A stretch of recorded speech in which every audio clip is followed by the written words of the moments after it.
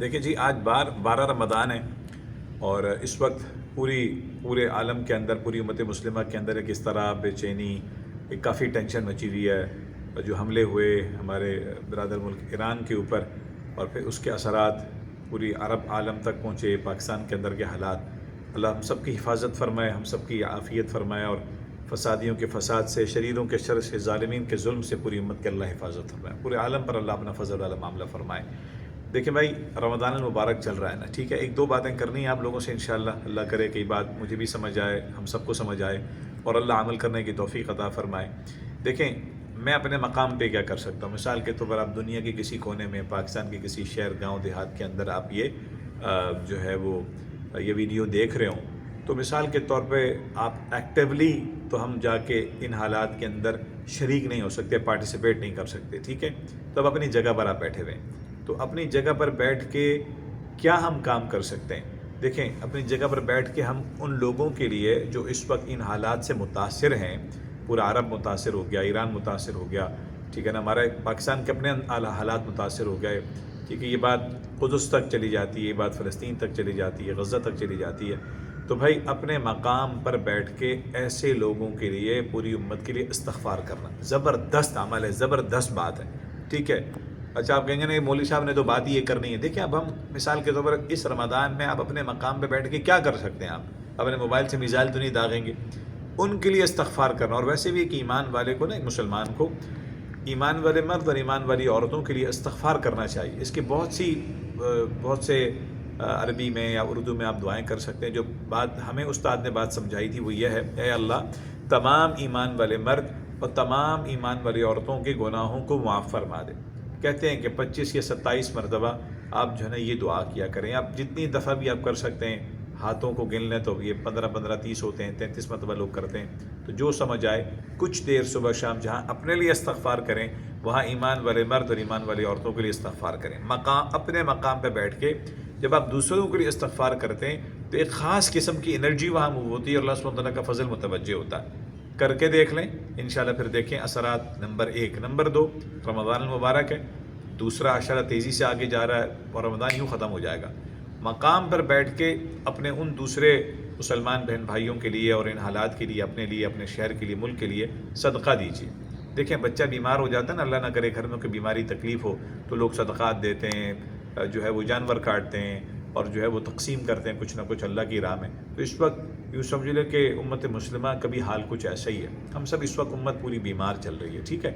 تو اپنے مقام پہ بیٹھ کے ہم صدقہ دیں۔ تو دوسری بات ہوگی، پہلی بات استغفار، اس کو پیچھے کر کے دیکھ لیجئے گا۔ دوسری بات صدقہ۔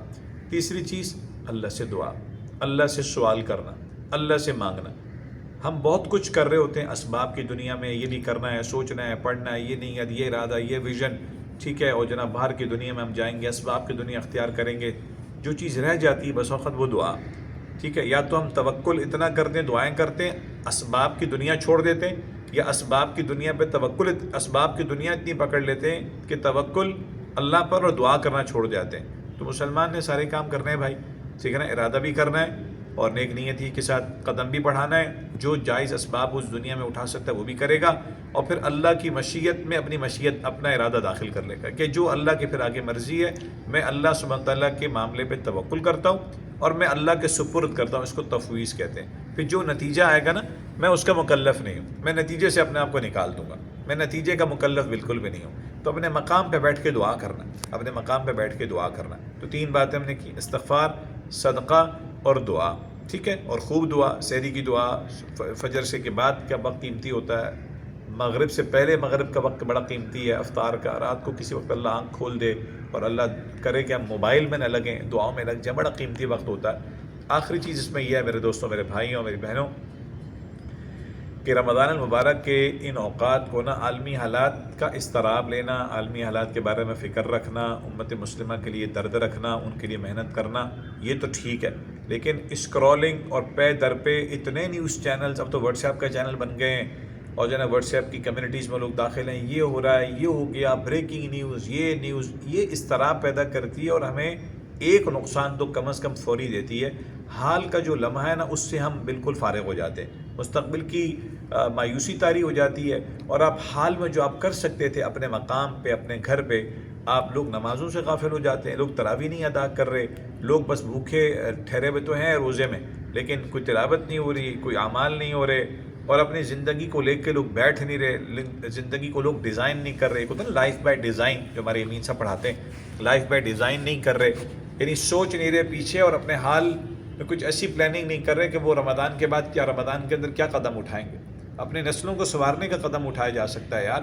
بوسنیا کے جب حالات آئے تھے نا 90s کے اندر، تو اس وقت آج بہت سے پروجیکٹس پوری دنیا میں جو چل رہے ہیں وہ ان حالات کا نتیجہ تھا کہ ان حالات میں جب مسلمان بے بس تھے تو اس میں کسی نے نیت اور ارادہ کیا، اور پھر آج بہت سی خیر کی شکلیں جو آج وجود میں آئی ہوئی ہیں وہ ان حالات کی فکر کا نتیجہ تھی. میں اور آپ ان حالات کے اندر کیا فکر کر رہے ہیں، کیا سوچ ہم پیدا کر رہے ہیں. شیطان بند ہے اس وقت. شیطان آپ کے ارادے، آپ کی نیت، آپ کی سوچ، آپ کی دعا، آپ کا جو ول پاور ہے، جو آپ نیت اور ارادہ کر رہے ہیں، جو آپ جو بھی زندگی اپنے ڈیزائن کرنا چاہتے ہیں، اللہ سے مانگنا چاہتے ہیں، اس کو ہائی جیک بالکل نہیں کر سکتا، بالکل نہیں کر سکتا. تو کیا خیال ہے رمضان کے جتنی ساعتیں رہ گئی ہیں، قیمتی عشرہ آگے آ رہا ہے، تو میں اور آپ اللہ سے مانگنا شروع نہ کریں انشاءاللہ. کچھ لکھنا پڑھنا شروع کریں. اسکرین کی زندگی نا یہ بڑی ایک دھوکے کی زندگی بھی ہوتی ہے. ایک حد تک دیکھیں، ایک حد تک چیزوں کا اعتبار کریں، اسکرین سے نکلیں، کاغذ پینسل پکڑیں اور پھر اس کو لکھیں. اسکرین سے نکلنے کا مطلب یہ نہیں کہ کوئی میں اس ڈیجیٹل چیز کا اس کا انکار نہیں ہو رہا. یہ تو ویڈیو بھی موبائل سے بن رہی ہے، آپ دیکھیں گے بھی اسکرین پہ. لیکن اسکرین کی جو چکا چوند زندگی ہے نا، یہ ہمیں حقیقی زندگی سے کہیں مایوس نہ کرے اور ہمیں حقیقی زندگی سے کہیں اور نہ لے جائے، اور جو شراب کی زندگی ہے اس کو قریب نہ کر دے، حقیقت کی زندگی کو ہم سے دور نہ لے جائے. بہرحال کچھ باتیں گہری ہیں، اللہ کرے کہ یہ وقت پہ باتیں سمجھ آ جائیں. اور ایک دعا جو مجھے اور آپ کو کرنی ہے، اللہ سبحانہ تعالیٰ ہمارے جو بڑے ہیں ان سے اللہ صحیح فیصلے کرا دے، اللہ صحیح وقت پر صحیح فیصلے کرنے کی توفیق عطا فرمائے، اور اللہ تعالیٰ مجھے اور آپ کو بھی صحیح وقت پر صحیح فیصلہ کرنے کی توفیق دے. ٹھیک ہے انشاءاللہ.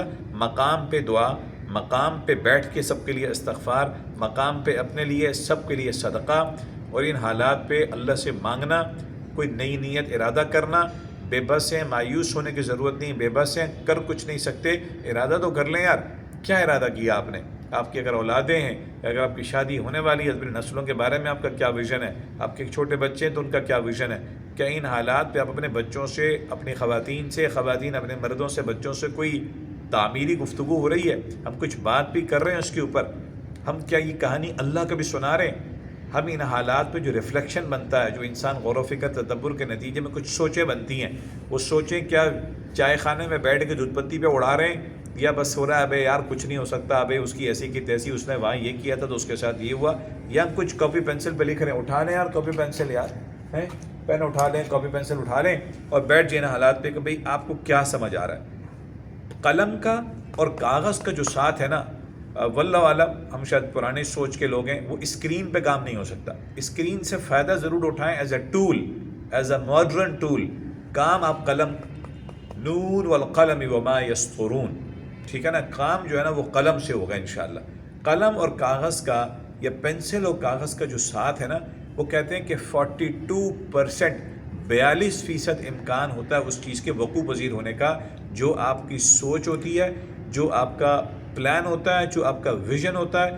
جب وہ آبجیکٹیو میں ٹوٹتا ہے، مقصد میں ٹوٹتا ہے، پھر آپ کے وہ کیلنڈر میں آتا ہے یا آپ کے پلان میں، یعنی اس کو جب آپ قلم بند کرتے ہیں، کہتے ہیں 42%، 42% اس کا امکان ہو جاتا ہے کہ جسے کہیں کہ وہ چیز وقوع پذیر ہو جائے انشاءاللہ. تو امید ہے کہ یہ باتیں اللہ کرے کہ انشاءاللہ کسی نہ کسی کو سمجھ آئیں گی، اور جو اس پر قدم اٹھائے گا انشاءاللہ تو وہ آگے نکلے گا. ہر کوئی اس وقت اسکرین میں غرق ہے. کامیاب وہ ہے جو اسکرین سے کچھ سیکھ کر پھر آگے بڑھ جائے، اسکرین کے اندر غرق نہ ہو. اللہ تعالیٰ مجھے اور آپ کو ان رمضان کی قیمتی ساعتوں میں ان باتوں پر غور کرنے کی توفیق عطا فرمائے. السلام علیکم.